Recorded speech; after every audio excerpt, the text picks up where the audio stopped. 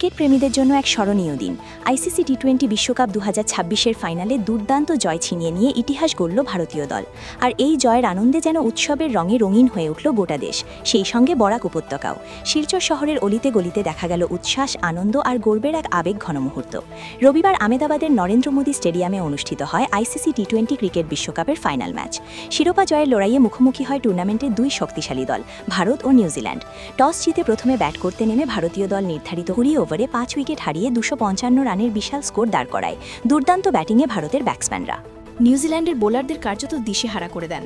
জবাবে ব্যাট করতে নেমে বিশাল লক্ষ্যমাত্রা তাড়া করতে গিয়ে শুরু থেকেই চাপে পড়ে যায় নিউজিল্যান্ড। ভারতের ধারালো বোলিং আক্রমণের সামনে দাঁড়াতেই পারেনি কিউই ব্যাটসম্যানরা।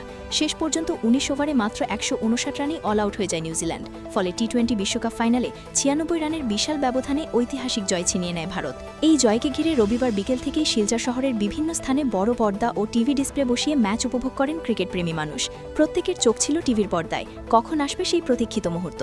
অবশ্যই ভারতের জয় নিশ্চিত হতেই আনন্দে ফেটে পড়ে গোটা শহর। বিভিন্ন এলাকায় আতশবাজি ফোটানো, নাচ গান আর উল্লাসে মেতে ওঠেন মানুষ।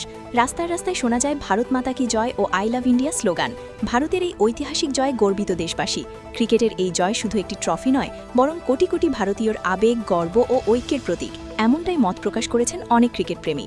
আজকের এই দিনটিটাই স্মরণীয় হয়ে থাকবে ভারতীয় ক্রিকেট ইতিহাসে, আর আনন্দের ঢেউয়ে ভাসবে বরাক উপত্যকা সহ গোটা দেশ।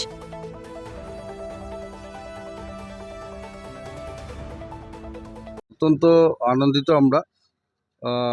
শুধু শিলচর না, গোটা ভারতবর্ষ আজকে একটা উৎসবমুখর পরিস্থিতির সৃষ্টি হয়েছে।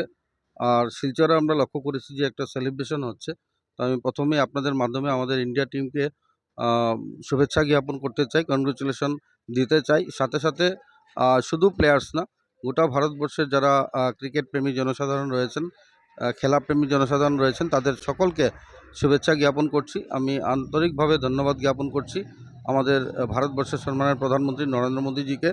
যেভাবে প্রতিনিয়ত উনি খেলোয়াড়দের পেছনে উৎসাহ জুগিয়ে যাচ্ছেন, তার জন্য একটার পর একটা জিত আমরা হাসিল করছি। আজকে এত বড় জয়, এই জয় শুধু খেলোয়াড়দের জয় না, এই জয় এনে দিয়েছেন ভারতবাসীদের জন্য জয়। আর ভারতবাসী সকলেই আমরা আনন্দিত। আমরা সকলকে আবারও আন্তরিকভাবে শুভেচ্ছা জ্ঞাপন করছি।